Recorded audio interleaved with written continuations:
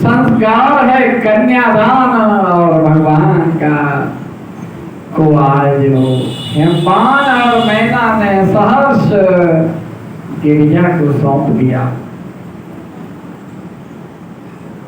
और इसके बाद सब प्रक्रिया पूरी हुई। ब्रह्मा जी ने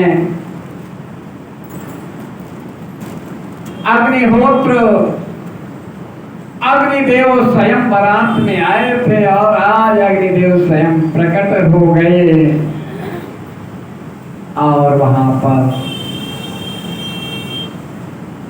लाजा होम के साथ ही भावने पढ़ने की प्रक्रिया प्रारंभ हुई। कन्यादान के लिए भगवान ने क्या कहा और हेमपान ने क्या कहा? इमां कन्या तोभ्यमहं ददामि परमेश्वर भार्यार्थं परिगृह्णाश्च प्रसीद सकलेश्वर। हे परमेश्वर, मैं अपनी यह कन्या आपको प्रदान करता हूँ। आप इसे अपनी भार्या पत्नी बनाने के लिए ग्रहण करें। इस मंत्रोच्चार के साथ ही भावने पढ़ने की प्रक्रिया प्रारंभ हुई। विधिवत अग्नि प्रकट हुई और अग्नि की सप्त परिक्रमाएं ब्रह्मा जी ने कराई। और जब भगवान भोलेनाथ के वामांग में विराजमान हुई गिरिजा, तो जो भी वर पक्ष यानी बारात में भगवान श्री विष्णु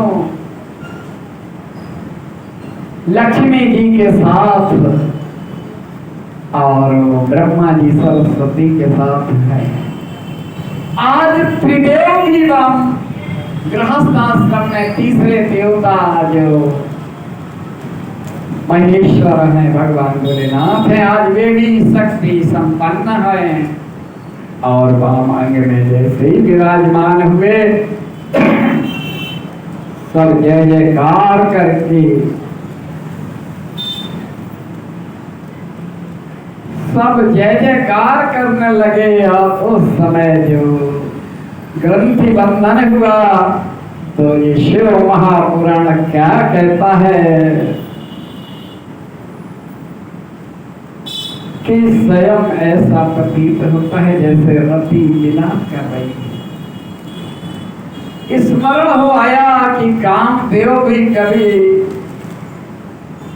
सगुण रूप में साकार रूप में थे और रति भी गांठ जोड़ करके बैठी थी। आज यहाँ पर अब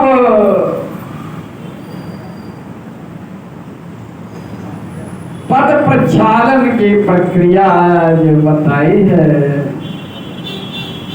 सबसे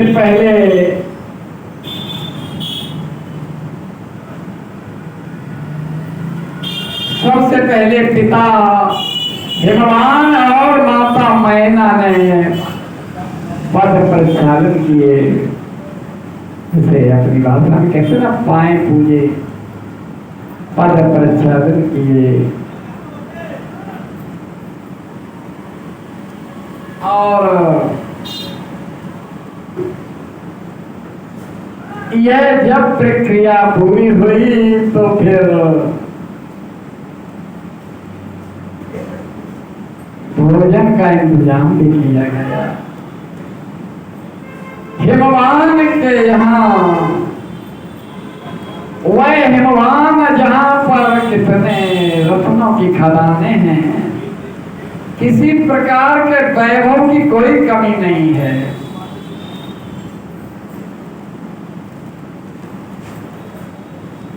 थोड़ी देर के लिए आप गिरी और सागर के स्वरूप को देखेंगे तो सागर भी रत्ना कर है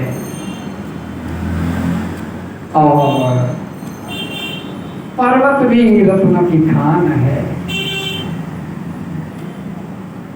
हमारे यहाँ सनातन परंपरा में एक पंथ है गिरि, और उस गिरि पंथ के जो भी संत होते हैं ना, तो उनके नाम के आगे गिरि शब्द जोड़ा जाता है। जैसे लाल बाबा थे ना, तो आनंदेश्वर महाराज स्वामी आनंदेश्वर गिरि थे। एक त्यागी जी थे तो योगेश्वरानंद गिरि। गिरि शब्द का प्रयोग हमारे यहाँ गिरि परंपरा में आता है। और जैन मतावलंबियों में जो भी साधु होते हैं, और ज्यादातर लोगों को मालूम है कि जो जैन मुनि जैन आचार्य हैं यहाँ के, वह हमारे छात्र हैं जिन्हें प्रमुख सागर महाराज कहते हैं ना। उन्हें हमने पूर्व मध्यमा और प्रथमा में व्याकरण पढ़ाई है दिगंबर जैन संस्कृत पाठशाला में।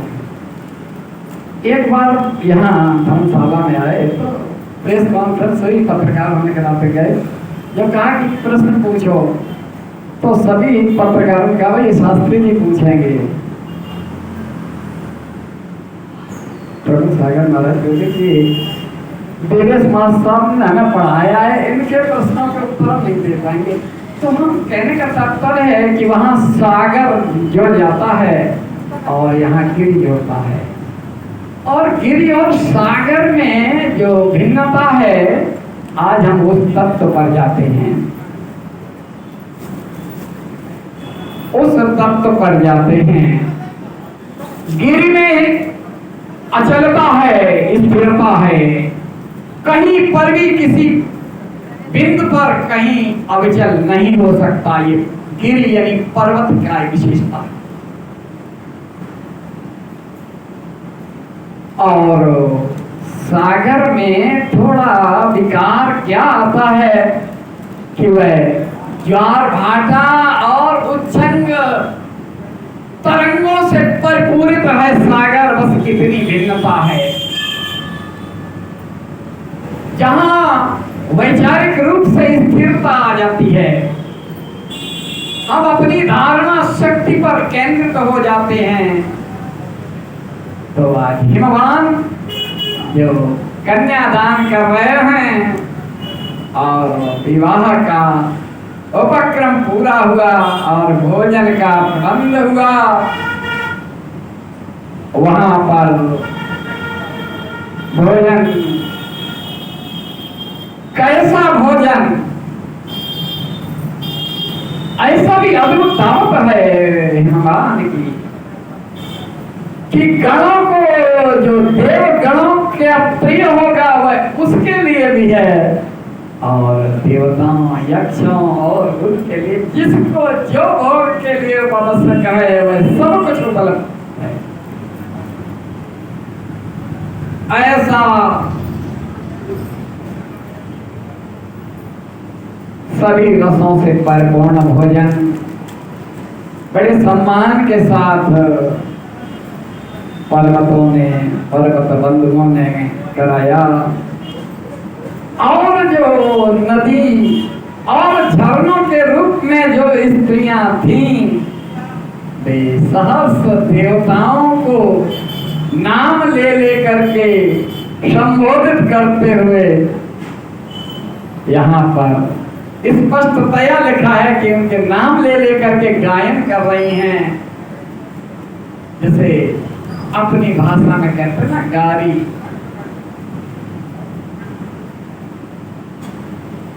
भगवान राम के विवाह में भी गारी शब्द आया है, रामचरितमानस में भी आया है। एक अपनी विलक्षण सृष्टि के प्रारंभ से जब त्रिदेव के विवाह में गारी गाई गई तो रात गाई जाती है, कौन सी बड़ी बात है। और खास तौर पर भोज के समय इतना काय उठ बैठे। तो ये जो परंपरा है उसका निर्वाह किया। जब सब कुछ हो गया, केवल पिता की तैयारी है। तो भगवान ब्रह्मा नारद से कहते हैं कि हे नारद, जो आदि शक्ति है लेकिन आज वो गृहस्थ आश्रम में है, तो उन्हें कल्याणकारी पतिव्रत धर्म को सिखाने के लिए भी एक उपक्रम किया गया। जिस तरह से वनवास के समय में अपनी प्रिया अनुसुईया ने जानकी को पतिव्रत धर्म की शिक्षा दी थी। श्रीमद् रामचरितमानस के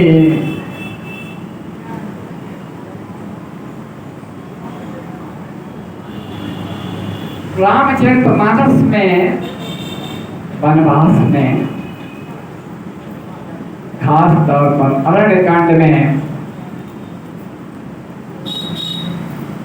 जो स्वयं में पतिव्रत है, साधारण शक्ति है, वह उन्हें भी उपदेश दे रही है। तो ये भी परंपरा है।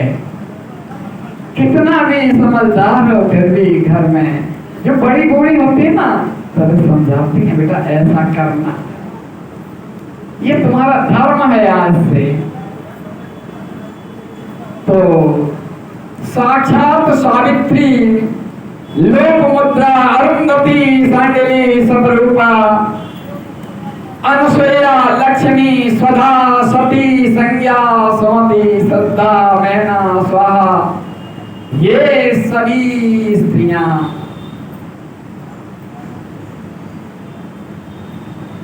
आदि शक्ति को, गिरिजा को उपदेश दे रही हैं, पतिव्रत धर्म की शिक्षा दे रही हैं और अलग अलग रूपों में अपनी अपनी बात को कहते हुए पार्वती का मार्गदर्शन कर रहे, सीख दे रही हैं। पतिव्रत धर्म का वर्णन अब तुम सावधान होकर क्या कि राजकुमारी, पतिव्रत धर्म का जो भरता देवो गुरुर्भरता धर्म तीर्थकृतानि च तस्मात् सर्वं परित्यज्य पतिमेकं समर्चयेत्। केवल एकमात्र पति, यहाँ पर पति को परमेश्वर और फिर साक्षात परमेश्वर ही है भोलेनाथ। और गिरिजा और भोलेनाथ के इस विवाह के ही कारण जिनके पति परमेश्वर हैं, तो ये प्रतीक रूप में ही परमेश्वर शब्द पति के साथ जुड़ा है। गिरिजा से कह रहे हैं ना कि आपके तो पति परमेश्वर माने, और वो परमेश्वर हैं, यानी हर एक स्त्री के लिए जो प्रकृति स्वरूपा है, वह प्रकृति स्वरूपा उसका पति ही परमेश्वर है। ये पतिव्रत धर्म का पहला मंत्र है, पहला लक्षण है। यही बात उत्तम, मध्यम और अधम पत्नी के रूप में जो पति धर्म अनुसुईया ने दिया था, सपने हम नहीं देखे पर और धर्म को अगर हम परिभाषित करें आज के समय में, हम इन अपनी नेत्रों से हर कोई जब कहते भगवान भाव के भूखे, भाव क्या है आप देखें, भाव आंखों से ही माँ को देखते हैं, आंखों से देखते हैं ना, आंखों से ही पत्नी को देखते हैं, आंखों से ही बहन को देखते हैं और अपनी पुत्री को देखते हैं। 4 स्टेप अलग अलग हैं। यहाँ धर्म कि लाइन बहुत बारीक है।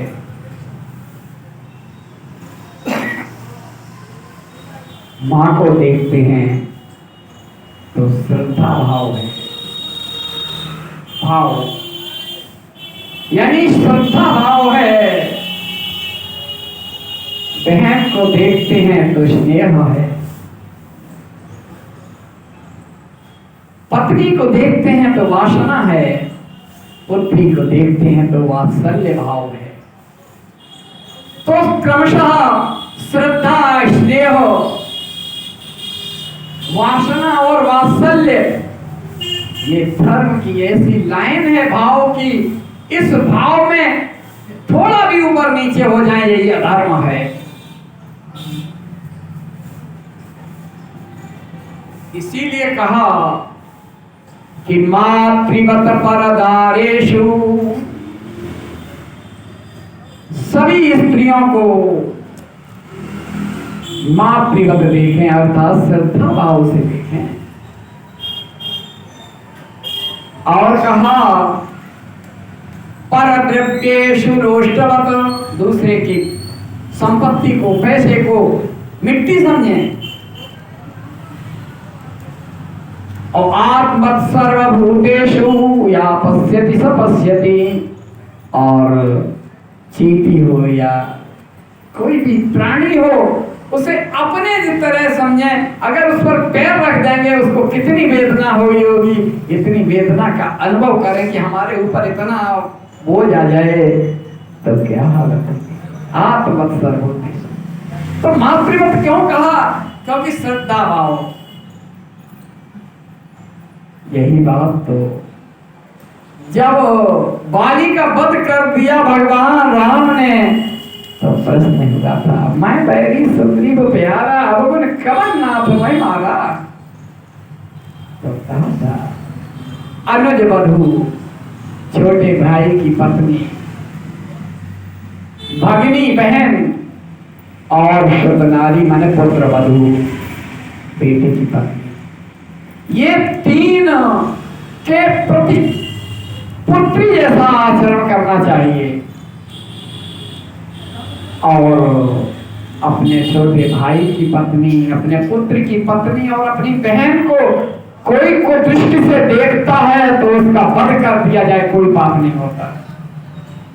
ये धर्म है। पतिव्रत धर्म में बताया गया कि संसार के सारे पुरुषों को पिता, भाई और पुत्र समझे, वही चीज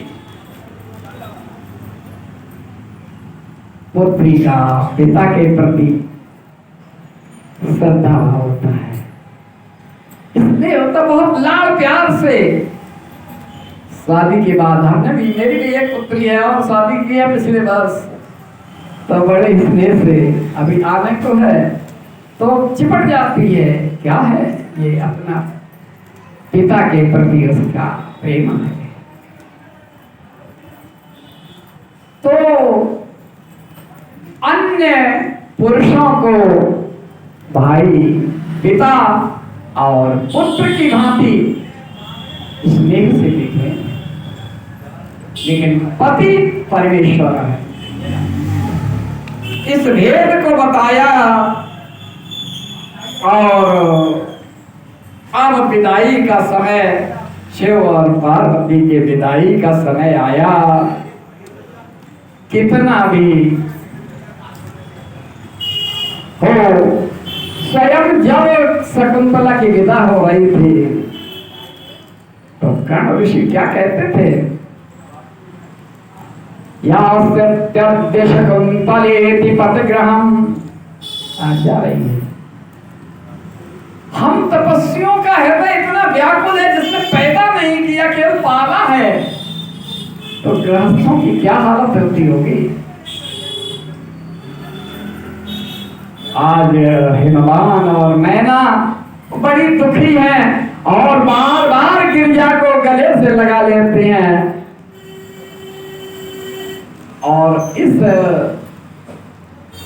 थोड़ी देर पहले जो उत्साहपूर्ण उत्सव था एकदम करुणा में बदल जाता है। विवाह एक ऐसा उत्सव है जहां उत्साह और करुणा एक साथ समन्वित रूप से दिखाई देती है। शाम को उत्साह होता है, उमंग होती है, और सुबह विदा के समय क्या हालत होती है सब जानते हैं। अपनी प्रिय पुत्री को विदा कर रहे हैं। आज पर्वत समूह उस पार्वती को विदा कर रहे हैं और विदाई के साथ ही